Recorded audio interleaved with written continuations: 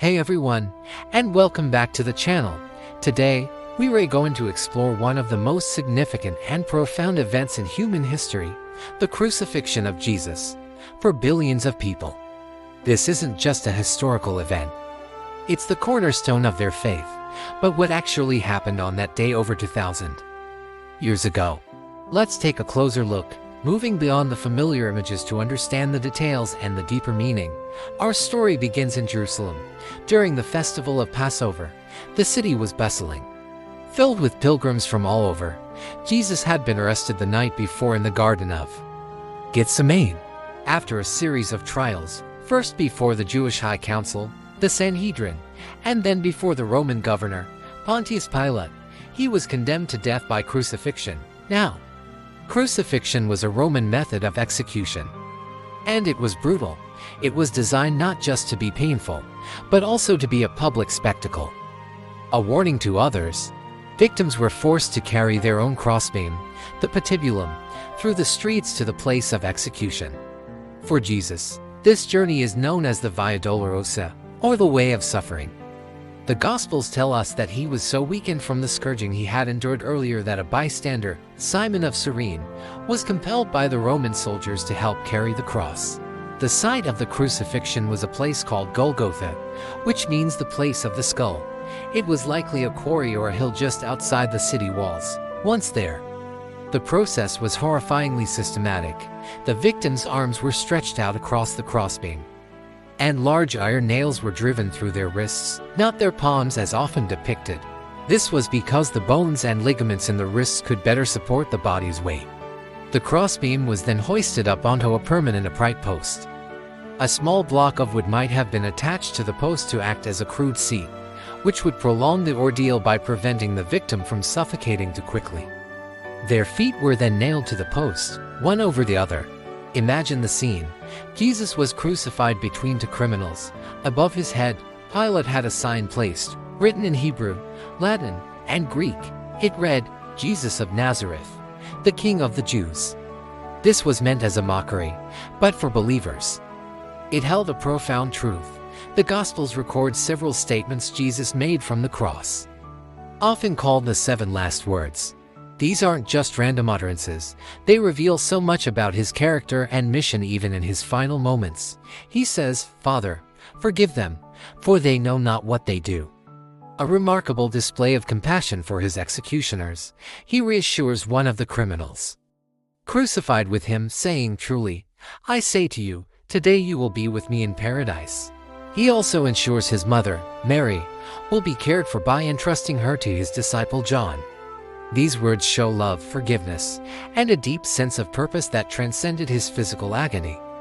The physical cause of death in crucifixion was typically asphyxiation. To breathe, the person had to push up on the nails in their feet to relieve the pressure on their chest muscles. This excruciating cycle of pushing and slumping would go on for hours, sometimes even days.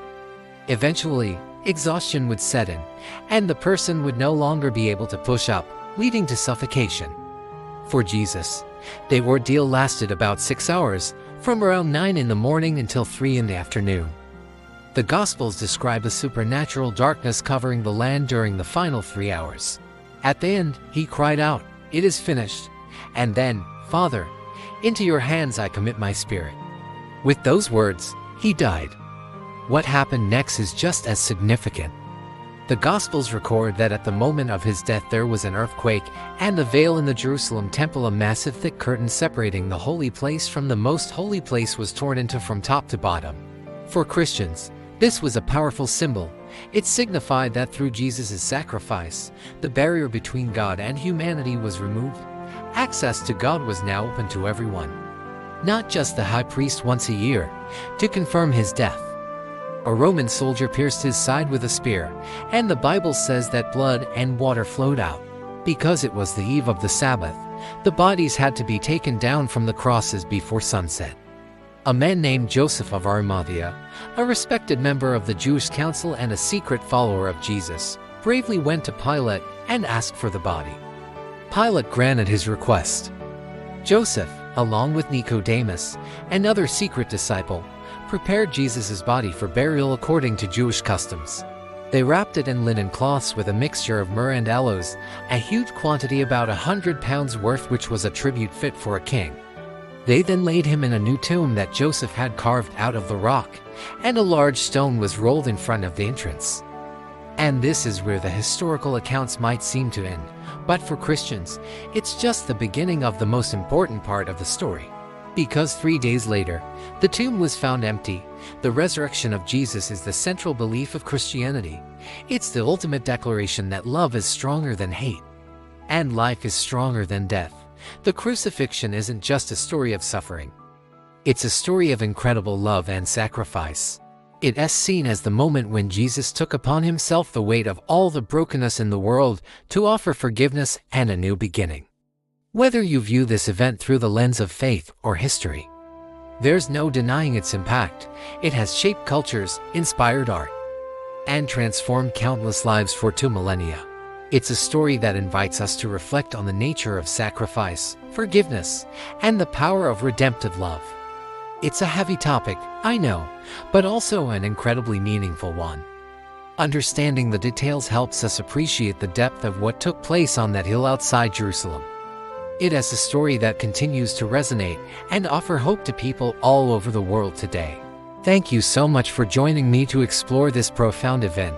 I hope it gave you some new insights and things to think about. If you found this video meaningful, please give it a like and consider subscribing for more content like this. I'd love to hear your thoughts in the comments below. Until next time, take care.